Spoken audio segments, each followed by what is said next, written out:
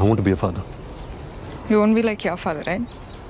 রণবীর কাপুর সামাজিক যোগাযোগ মাধ্যমে নেই, গণমাধ্যমেও সাক্ষাৎকার দেন কালে ভদ্রে। তাই গত বছর তার অভিনীত সন্দীপ রেড্ডি ভাঙ্গা পরিচালিত অ্যানিমেল সিনেমাটি নিয়ে যখন তীব্র সমালোচনা চলছে, তখন অভিনেতার কোনো বক্তব্য পাওয়া যায়নি। অবশেষে একটি ইউটিউব চ্যানেলে দেয়া এক সাক্ষাৎকারে অ্যানিমেলের সমালোচনা প্রসঙ্গে রণবীর বলেন, আমি তাদের সঙ্গে একমত নই, তবে জীবনের এই পর্যায়ে এসে কারো সঙ্গে বিতর্কে জড়াতে চাইনি। আমার কাজ যদি পছন্দ না হয় তাহলে দুঃখ প্রকাশ করে এটাই বলতে পারি, পরের বার আরো ভালোভাবে চেষ্টা করব।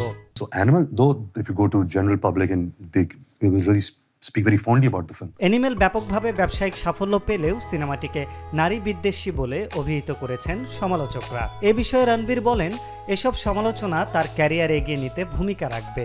অভিনেতা মনে করেন অ্যানিমেল নিয়ে অনেকে ভুলভাবে ব্যাখ্যা করেছেন।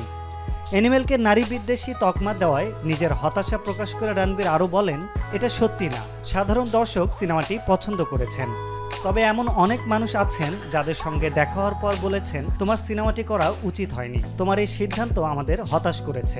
সিনেমা ইন্ডাস্ট্রির অনেকেই এই কথা আমাকে বলেছেন, আমি তাদের কাছে ক্ষমা চেয়ে বলছি এমনটা আর হবে না।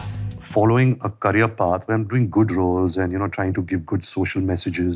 অ্যানিমেল এখন ভারতের সবচেয়ে ব্যবসা সফল সিনেমার একটি। তবে এই সিনেমায় অভিনয়ের আগে রণবীর কিছুটা ভয়ে ছিলেন, কারণ তার পরিচিতি রোমান্টিক তারকা হিসেবে। এই সিনেমা মুক্তির পর তার ব্যাড বয় ইমেজ দর্শক কিভাবে নেবেন সে নিয়েও চিন্তায় ছিলেন বলে জানান রণবীর। অভিনেতার ভাষ্য, আমি বরাবরই বৈচিত্র্যময় চরিত্রে অভিনয় করতে চাই, সামাজিক বার্তা আছে এমন সিনেমা করেছি, গুড বয় চরিত্র করেছি, রোমান্টিক চরিত্র করেছি, কিন্তু এটা ছিল খুব সাহসী একটি চরিত্র। That was the intention, but I think it was misconstrued, and I think social media also. Arif हक, माई टीवी। Anything dirty, porn देखता हूँ, लड़की झुकती है तो चेकआउट करता हूँ, and I'll